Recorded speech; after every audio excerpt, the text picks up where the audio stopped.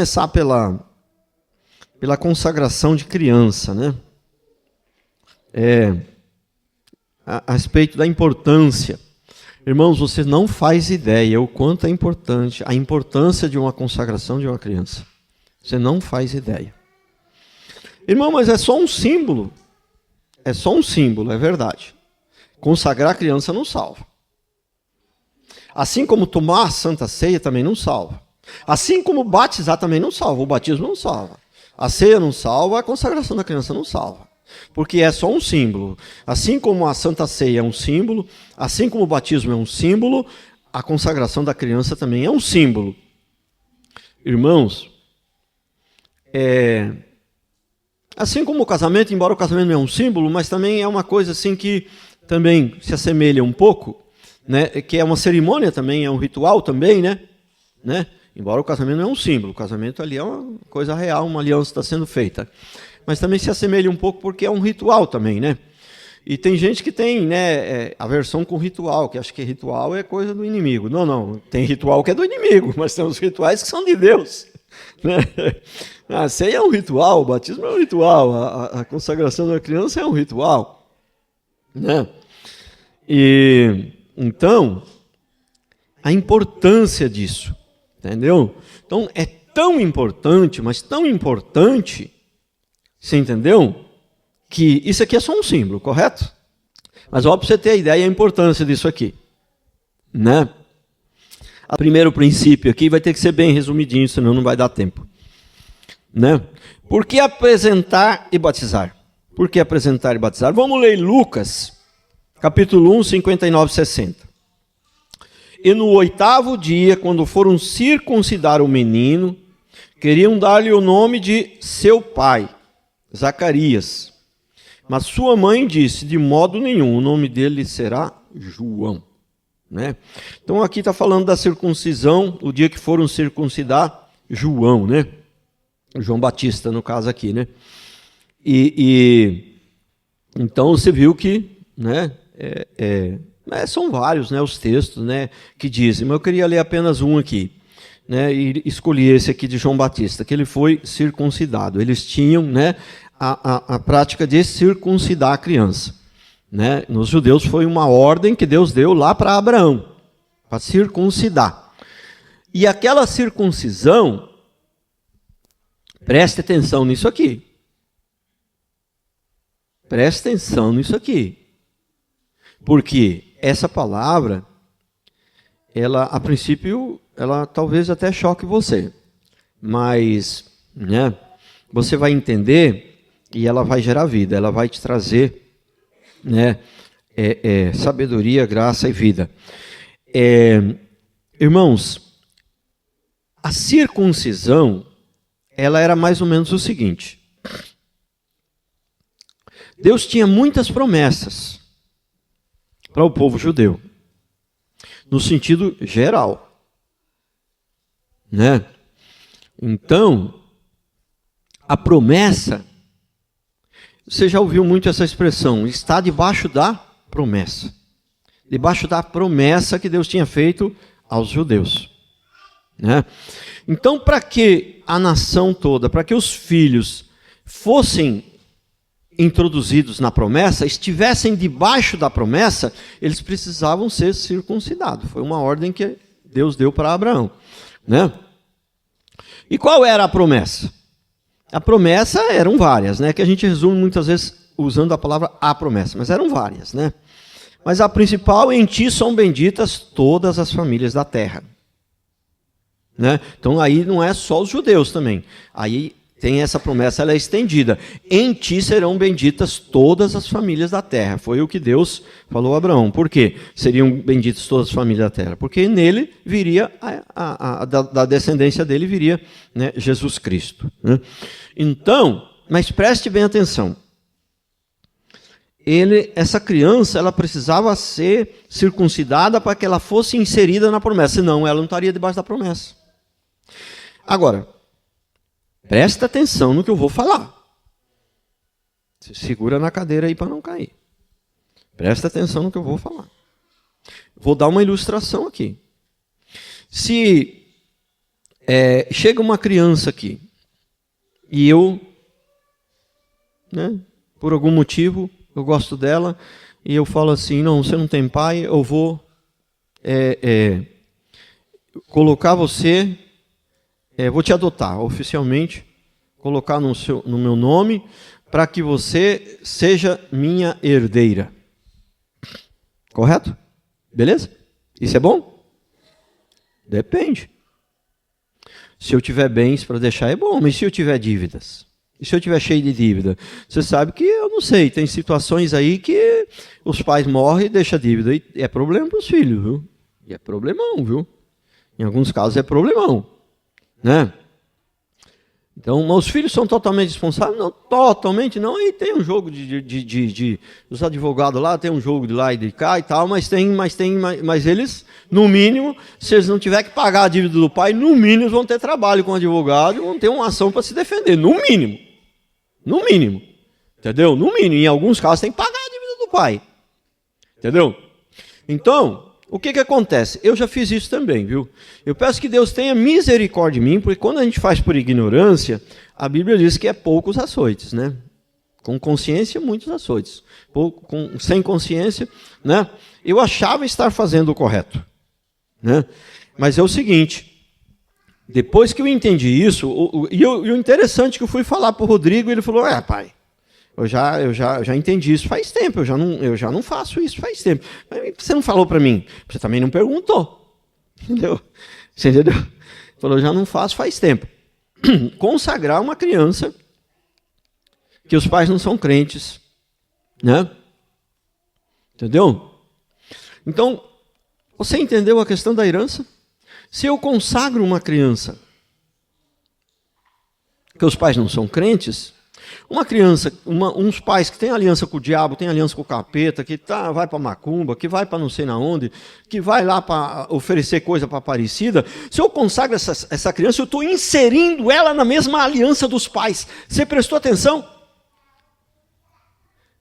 E olha, eu vou falar uma coisa para você, não existe nada neutro no mundo espiritual, ou é bênção ou é maldição. Mas a gente, fomos criados naquela cultura do amor, naquela cultura da católica, que tudo é bonitinho, tudo é em nome do amor, tudo deve ser feito, deve aceitar tudo, entendeu? Tudo em nome do amor, parece tudo bonitinho. Não, vamos consagrar a criança, tadinha, ela é gente boa, a criancinha não tem culpa, que a criancinha não tem culpa, é verdade, você entendeu? Mas porque ela não tem culpa, vamos inserir uma maldição na vida dela? Porque é uma maldição que ela vai receber, porque ela vai ser inserida na mesma aliança dos pais. Como que seria isso? Entendeu? Este é um ponto. Agora tem um outro ponto. Qual que é o principal significado, né? Qual que é o principal, a atitude que deve ter alguém que vai consagrar uma criança? Qual que é a atitude que essa criança tem que ter? A criança não tem que ter atitude nenhuma, ela é criança. Quem tem que ter atitude é os pais. E qual que é a atitude? O que a gente pergunta aqui? Eu não costumo, às vezes eu nem pergunto assim, você se compromete a ensinar? Às vezes eu nem faço esse pedido assim, direto, oficial, com firmeza, porque se ele veio aqui para consagrar a criança, ele já entende aqui, ele já sabe, né? Ele já sabe que é isso que ele está fazendo, né? Mas a pergunta é, você se compromete? O pai, quando vem consagrar uma criança, ele está se comprometendo a se esforçar, a dar seu máximo, empenhar todas as suas forças, tudo para ensinar aquela criança no caminho do Senhor, para ensinar aquela criança, entendeu? A tomar posse, seguir, confirmar essa aliança que foi feita entre Deus e Abraão, a confirmar, entendeu? Aí o cara é ímpio. E eu venho aqui e pergunto para ele, você está disposto a ensinar essa criança no caminho do Senhor? Fala a verdade. Uma pouca vergonha, não é? É uma pouca vergonha, né? Porque é uma falsidade sem tamanho. Uma sem vergonhice sem tamanho. Eu perguntar para o ímpio, vem um ímpio aqui consagrar a criança, você se compromete aqui diante de Deus e da igreja a ensinar essa criança no caminho do Senhor? Fala a verdade, é uma hipocrisia do tamanho de um bom de El, não é? Eu sei que tem gente que pode pensar, nossa, esse pastor Valmir é muito duro. Entendeu? Mas não é uma questão de dureza, irmão, é uma questão de ser certo. É questão de bênção, ou é maldição, irmãos. Entendeu? Porque tem uma coisa, é que, como eu já prego isso aqui já há um tempinho, eu já falei isso aqui algumas vezes, então o povo mais ou menos já sabe que eu não faço, então já não vem. Porque senão, ele fica, não, quer consagrar o filho do parente. Entendeu? Não, meu parente lá, mas ele, entendeu? Não, ele pode até ser crente, mas se não for aqui da minha igreja, membro aqui da minha igreja, também não consagro, não. Não, porque se for crente, vai se consagrar lá do seu pastor, né? Você é crente? Ah, não sou crente, mas não estou indo na igreja. Então você não é crente. Entendeu? Como é que você vai assumir um compromisso que ensinar o seu menino no caminho do Senhor se você nem na igreja está? Irmãos, vocês estão prestando atenção como as coisas de Deus é sério, não se brinca com as coisas de Deus, irmãos. Não se brinca com as coisas de Deus. Né? Mas está na Bíblia esse negócio de consagração. Vamos ler um outro texto aqui. E por que a gente não tem que circuncidar? Né? Porque no Velho Testamento, geralmente as coisas eram literais. No Novo, essas coisas elas são mais simbólicas. Por que elas são simbólicas? Porque o plano de salvação cumpriu a primeira etapa. Então, porque no Velho Testamento, por exemplo, tinha que ser derramado sangue. Né? Todos os rituais tinham que ter o sangue literalmente. Porque o sangue apontava para o sangue de Jesus. Só que depois que Jesus veio, o sangue foi derramado de uma vez por todas e não precisa mais derramar sangue. Agora é só simbólico. A Santa Ceia, a Páscoa, tinha que fazer a Páscoa, tinha que derramar sangue, tinha que matar o cordeiro. Agora não precisa mais, foi feita a transição. Entendeu? Então nós temos que entender o seguinte, Jesus, ele tomou a Páscoa? Sim. Com certeza, ele era judeu e a Bíblia diz que ele veio para cumprir toda a lei, então ele com certeza celebrava a Páscoa nos moldes judaicos. Mas quando foi na última Páscoa, na última ceia, entendeu? Ali que Páscoa também pode ser chamada de ceia, Páscoa, ceia. Então quando foi na última, ele já deu um modelo diferente, ele já deu um modelo cristão. Entendeu? Ele já apontou para o modelo cristão. Olha, a partir de agora vocês vão, né? A ceia ela é simbólica, entendeu? Então houve a transição. Então a mesma coisa houve a transição na questão da apresentação. Olha aqui Lucas 2, 21, 22. Aqui já não está falando de João Batista, não, está falando de Jesus. Quando se completaram os 8 dias para o menino ser circuncidado, aqui é Jesus, foi-lhe dado o nome de Jesus. Então Jesus foi circuncidado, né? Como o anjo havia chamado antes dele ter sido gerado. O anjo havia falado que o nome dele seria Jesus. Então, quando ele foi circuncidado, deram o nome de Jesus. Ele foi circuncidado, Jesus. Aí no versículo 22 diz, terminados os dias da purificação deles, segundo a lei de Moisés, levaram a Jesus para apresentá-lo ao Senhor. Ele foi circuncidado e apresentado, né? Isso aqui não foi no mesmo dia, por quê? Embora o versículo está bem em sequência aqui, pode parecer que foi tudo na mesma hora. Mas não foi, porque terminados os dias da purificação, para um menino era 40 dias, para uma menina era 80 dias. Então foi bem depois aqui. Ele foi, né, aqui provavelmente 40 dias depois, ele foi então apresentado ao templo. E no 8º dia ele foi circuncidado. Por quê? O que entendemos que Jesus fez muito essa questão da transição do Velho Testamento para o Novo. Algumas coisas iam mudar. Então ele fazia como judeu, porque ele era judeu, ele foi, né, circuncidado. Mas como, né, depois, passando o período dos gentios, que seria alcançado os gentios pela graça, então aí já não é mais circuncisão, aí já é apresentação. Né? Não precisa circuncidar mais, não precisa derramar sangue. Então, a última ceia, ele avisou como seria, porque ele sabia que o sangue dele ia ser derramado de uma vez por todas, então não precisaria mais derramar sangue, então seria apresentado. É a mesma coisa a gente aqui. Então, a gente tem que apresentar a criança, entendeu? Apresentar. Então, apresentar, né, para estar debaixo da mesma aliança dos pais. Então, se os pais têm uma aliança lá na macumba, você vai apresentar uma criança desse pai e você está inserindo essa criança na mesma aliança dos pais. Entendeu? É uma questão de herança. É uma questão de herança. O que os pais vão deixar de herança? Né? Não é bom ser herdeiro de alguém que só tem dívida. tem maldição, tem coisas ruins, né? E a questão do compromisso, né? Compromisso, assumir os pais, como que os pais vão assumir um compromisso de ensinar o seu filho os caminhos do Senhor, como os pais vão assumir um compromisso de ajudar, ensinar o seu filho a confirmar essa aliança, né, que Deus fez com Abraão, com seus pais, se eles não são crentes. Ou se eles estão desviados, estão afastados, se ele diz que é crente, mas não está na igreja. Então, isso é impossível. Não tem jeito, né? Então, segundo princípio, Jesus foi apresentado, né?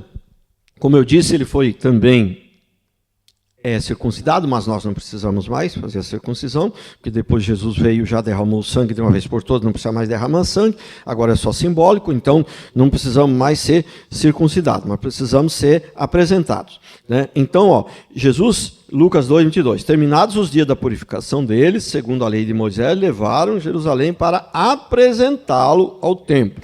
Então, essa apresentação continua, a circuncisão não, mas a apresentação sim.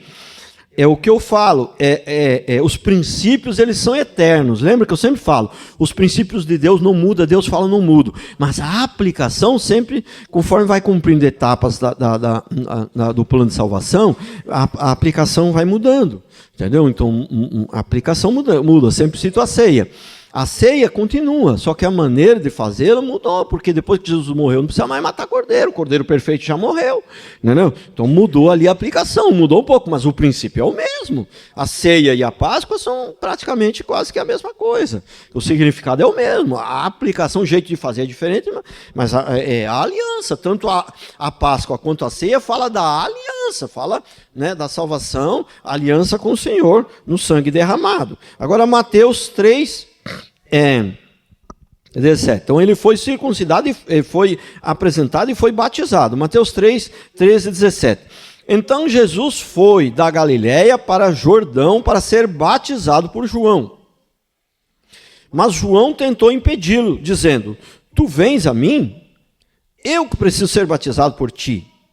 O batismo é arrependimento do pecado. João falou: eu que sou pecador, você não precisa ser batizado, né? E Jesus lhe respondeu: deixa por enquanto, porque assim nos convém cumprir toda a justiça. Então João consentiu, então João batizou. Cumprir toda a justiça, cumprir toda a lei. Em outras versões fala cumprir toda a lei, né? Em cumprir toda a justiça, ele veio para cumprir a lei, para mostrar como faz. Então veja bem, se Jesus não se batizasse, talvez muitos cristãos iam falar: não, eu sou seguidor de Jesus. Jesus não batizou, por que eu tenho que batizar, né? Então seria até falar: poxa, esse cara tem razão, somos seguidores de Jesus, somos imitador de Jesus, Jesus não batizou. Então, mesmo Jesus não precisando batizar, ele se batizou para dar o exemplo. Em primeiro lugar, para cumprir a lei, e segundo lugar, para dar o exemplo. Por isso que Jesus se batizou, para que todos precisem ser batizados, para ninguém tenha dúvidas em relação a isso, o batismo, né? Aqui vem um ponto importante, ó. Depois de batizado, Jesus saiu logo da água e viu o céu se abrir e o Espírito de Deus descendo como pomba, vindo sobre ele. Uma voz do céu lhe disse: meu filho amado, de quem me comprazo. Então, ele saiu da água, né? Eu tenho assim um respeito muito grande pela igreja presbiteriana, é uma das igrejas mais bíblicas que tem, que prega a palavra mais correta. Agora, eu não sei, eu não conheço bem lá, não convivo tanto lá, mas pelo que a gente ouve assim, é uma igreja que prega a palavra, tem uma pregação boa, a igreja presbiteriana, né? E eles, né, batizam jogando aguinha, né? E eles batizam crianças também, entendeu? E só para você ver a importância da consagração, a importância de ser inserido na mesma aliança de coisa. Eles levam isso tão a sério, eles acham tão importante que eles batizam a criança. Mas eles sabem que o batismo da criança não é para ser salvação, é para inserir a criança. E deixa eu explicar uma coisa para vocês. Deixa eu explicar uma coisa para vocês. Tem gente que é muito rápido para discordar. Muito, mas muito rápido. E ele leu meia página da Bíblia e discorda de tudo. Vem lá um teólogo com 90 anos, cabelinho branquinho, já leu, 300 mil livros, entendeu? E já viveu N situações, né, com pessoas, uma experiência de vida fantástica. O cara leu meia página, discorda, entendeu? Irmãos, deixa eu falar uma coisa para vocês. Eu achava um absurdo, jogar uma aguinha para batizar alguém. Eu achava um absurdo batizar criança. Irmãos, depois que eu fui estudar bem sobre o assunto, porque até então eu achava, mas era a minha opinião. Aí eu fui estudar sobre o assunto. E qual surpresa minha? Ainda continuo achando que o batismo mais correto é o jeito que a gente faz mesmo. Mas já não acho mais aquele absurdo. Já não acho mais. Primeiro porque é simbólico. Se é simbólico, por que não pode ser uma criança? Né? Entendeu? Então, eu ainda continuo crendo que o batismo é para adultos. Mas já não acho mais aquele absurdo, porque antes eu falava do que eu não sabia. Antes eu falava do que eu achava. Não, agora eu falo sobre o que eu estudei na Bíblia. Sobre as duas coisas. Agora eu tenho conhecimento bíblico das duas coisas. Tanto do batismo de adulto, quanto do batismo de criança. Entendeu? Então eu ainda, creio que o batismo mais correto é batizar adulto. Batismo é adulto, é criança. Mas eu entendo agora por quê. Eu entendo o motivo pelo qual eles batizam a criança e não acho mais absurdo. Não acho mais absurdo. Entendeu? Né? Eu acho que a importância que eles dão dessa consagração é um pouquinho maior do que nós damos. Eles dão tanta importância a essa questão de inserir a criança debaixo da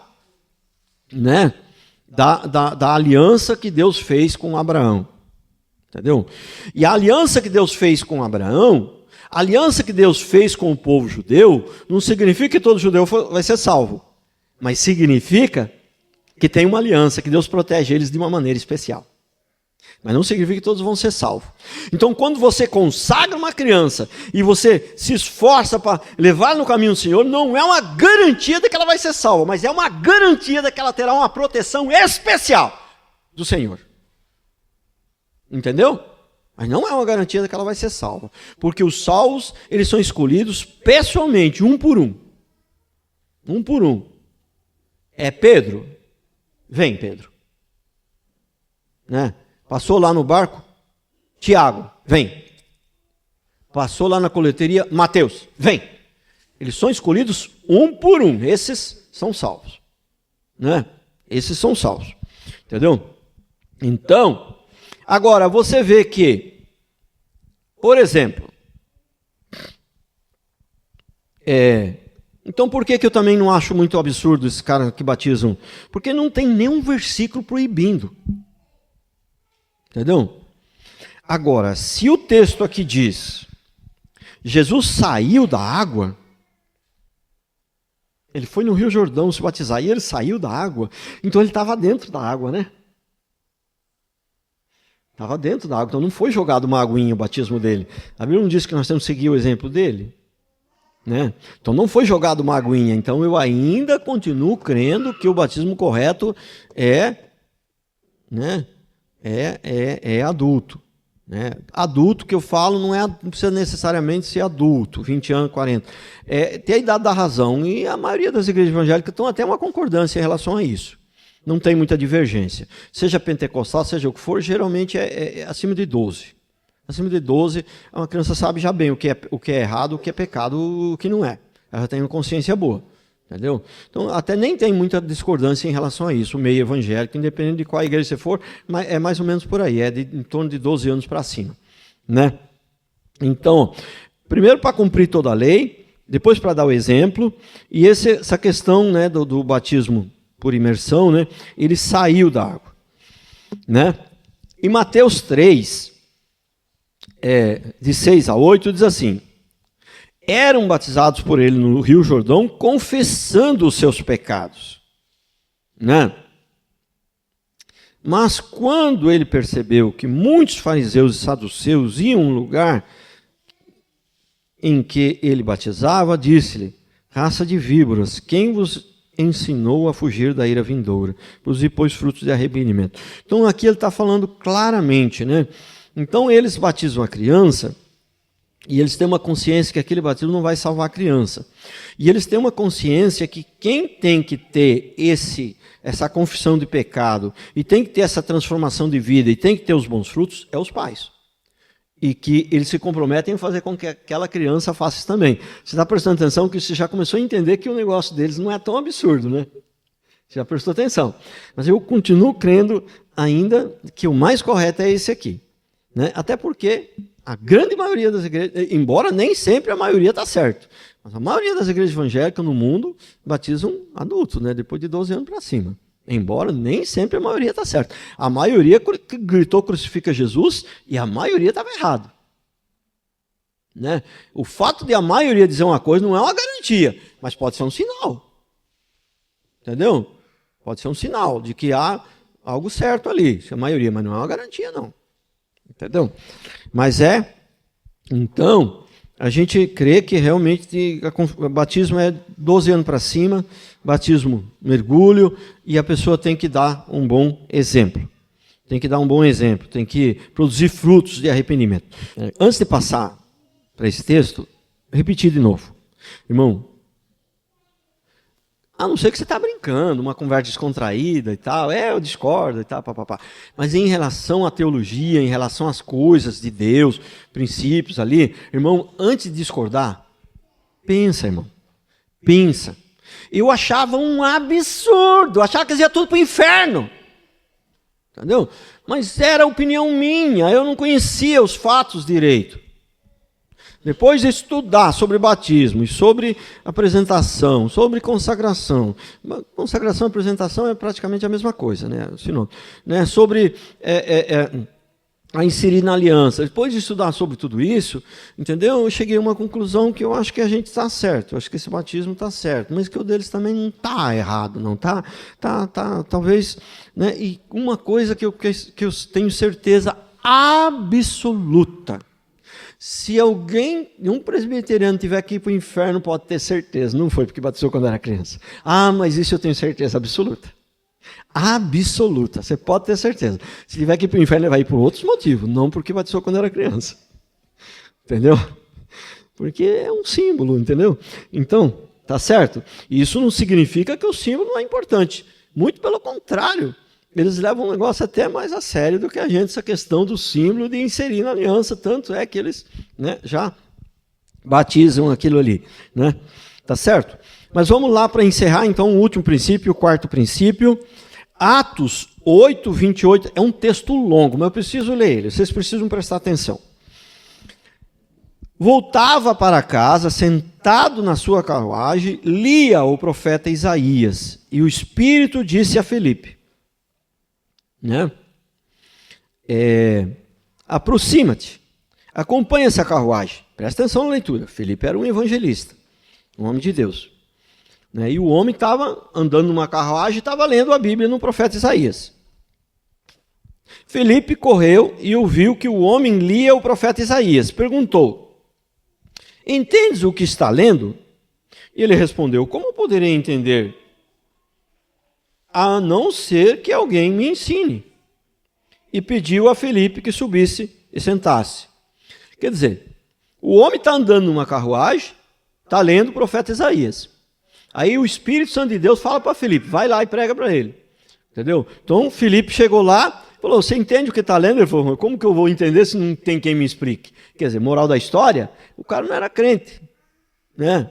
O cara não entendia das escrituras, ele estava lendo, ele estava curioso, alguma coisa estava mexendo com ele, falou que ele precisava ler, mas ele não entendia nada, entendeu? Então, não era alguém, vamos dizer assim, convertido, trazendo para a linguagem nossa de hoje, né? Aí, o que acontece? Continuando a leitura, versículo 32. A passagem da escritura que ele estava lendo era esta: Foi levado como ovelha ao matadouro e como um cordeiro mudo diante de quem o tosquia. Não abriu a boca. Na sua humilhação, a justiça lhe foi tirada. Quem relatara a sua geração? Porque a sua vida é tirada da terra. Tomando a palavra, o eunuco disse a Filipe: por favor, de quem o profeta está falando isso? De si mesmo ou de outro? Vocês já perceberam de quem ele estava falando? Estava falando de Jesus. Quem que foi? A sua vida foi tirada da terra e tal. Estava falando de Jesus, né? Aí, continuando a leitura. Versículo 35. Então Felipe passou a falar, e começando por esta passagem da Escritura, anunciou-lhe o Evangelho de Jesus. E prosseguindo, chegaram a um lugar onde havia água. E o eunuco perguntou: aqui há água, que me impede de ser batizado? Felipe disse: é permitido, se crê de todo teu coração. E ele respondeu: creio que Jesus Cristo é o Filho de Deus. Então ele mandou parar a carruagem e desceram ambos à água, tanto Felipe quanto o eunuco, e Felipe o batizou. Você prestou atenção quantos cursos esse Felipe fez para se batizar? Quantos cursos de batismo ele fez? Quantas aulas de batismo ele teve? Quantos teólogos foram até ele para fazer o curso de batismo, para preparar ele, para ele ficar em condições de se batizar? Vocês prestaram atenção? Nenhum. Ele se converteu, Felipe pregou a palavra para ele, ele se converteu e ele batizou no mesmo dia. Deve ter levado umas 2 ou 3 horas no máximo, porque um cavalo não aguenta andar puxando a carroça tanto tempo. Entendeu? Então, esta não é a única passagem. Nós temos várias passagens na Bíblia, né, que diz que pessoas se convertiam e eram batizadas na mesma hora. Né? Temos várias. Essa é uma que fica bem claro, que deixa bem claro, mas tem várias. Entendeu? Então, o que acontece? Então, a pessoa, por que hoje a gente precisa demorar para batizar? Então, precisa de uma explicação. As pessoas batizavam no mesmo dia que se convertiam. Mas não existe na Bíblia uma ordem que é obrigado a batizar a pessoa no mesmo dia que ela se converteu. Certo? Então, hoje, nos tempos que nós vivemos, no contexto de hoje, nós entendemos que pode, mas não é sábio batizar muito rápido. Por quê? Vou explicar por quê. Naquele tempo, quem se declarava crente, ele era crente mesmo, que tinha perseguição, ele estava entrando numa briga. Não existia crente falso naquele tempo. Existiam os falsos profetas que já eram falsos mesmo, já sabia que era falso. Estou falando assim, mas crente assim meia boca não tinha. Os crentes eram fervorosos. Então uma pessoa tomou a decisão ali, você sabia que era crente mesmo, era batizado.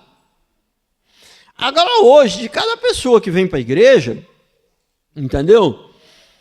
Precisa vir 10 para 2 ter se convertido. Outros 8 não se converteu coisa nenhuma. E aí fica aquela batização de gente que não é crente o tempo todo, o dia todo e tal. E primeiro que a gente não tem batismo todo dia, né? Todo domingo. Então, e segundo que é o seguinte, o ladrão da cruz, ele foi salvo e ele não se batizou. Mas por quê? Porque não deu tempo. Se ele não morresse naquele dia, ele ia ter que se batizar. Entendeu? Porque batismo aquele que crê e for batizado será salvo. Ele precisa ser batizado. Quando ele diz aquele que crê e for batizado, ele está dando a regra. Há exceções. O ladrão da cruz foi uma exceção, não deu tempo. Tem tanta gente que se converte de verdade, um dia depois morre, 2 dias depois morre. Então quando ele diz aquele que crê e for batizado, é a regra, mas tem exceções. Né? Então, mas por quê? O que acontece é o seguinte: você casou. Você ama a sua esposa. Ah, usar aliança eu não quero. Peraí. Amar minha esposa, tudo bem, mas usar uma aliança no dedo, falar que eu tenho compromisso com ela, que é só ela, que não tenho outra, que é para as outras não olhar para mim, aí você está querendo demais também, né? Então, peraí, se você casou, você tem prazer de mostrar aliança, Entendeu? Você tem prazer, se você é honesto com a sua esposa, com o seu marido, você tem prazer. Né? É assim que funciona. Né? Se você não tem hoje, né, por causa dessa questão, todo mundo se diz crente, as pessoas vão para a igreja, não tem temor, chega lá e diz, eu sou crente, e quer se batizar, mas não tem nada. Então é mais prudente esperar para ver se ela é isso mesmo que ela quer, para não ficar defamando. E também, não sei, não existe nada neutro no mundo espiritual. Entendeu? Uma pessoa vem aqui, presta atenção no que eu vou falar. Uma pessoa se batizar sem ser salva, vai trazer maldição para ela.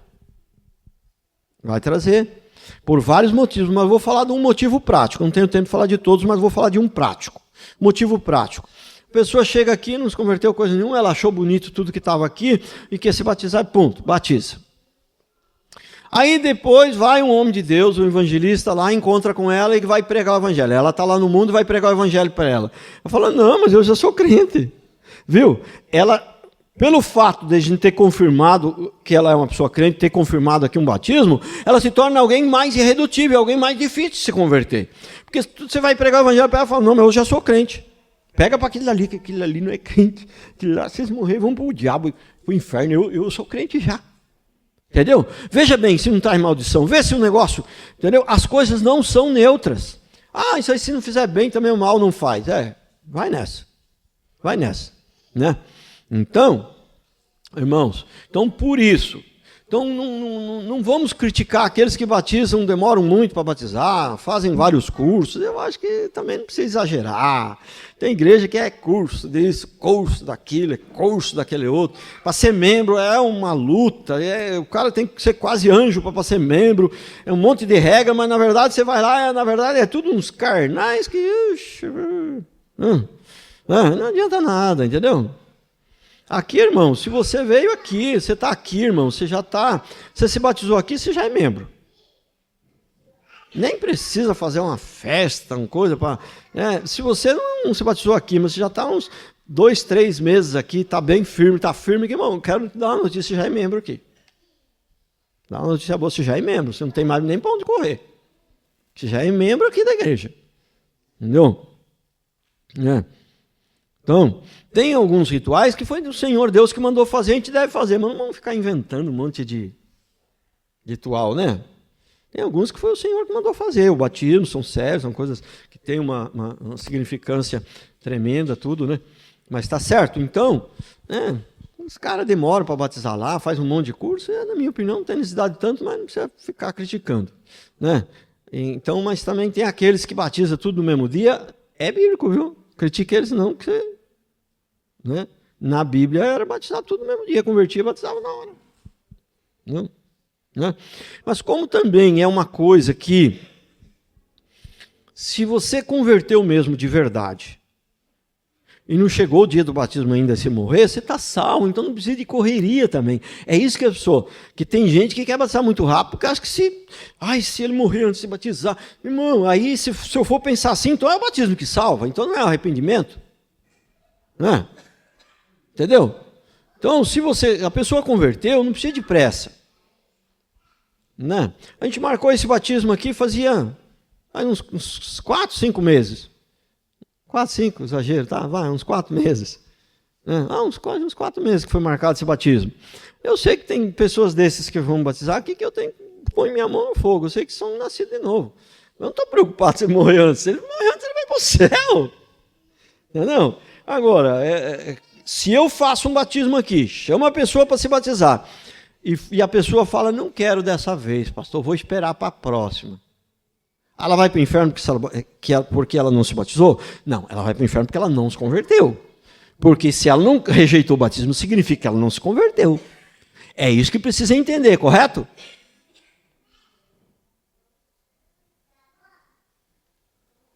Então, tendo dito tudo, louvado seja o nome do Senhor. Vamos ficar de pé.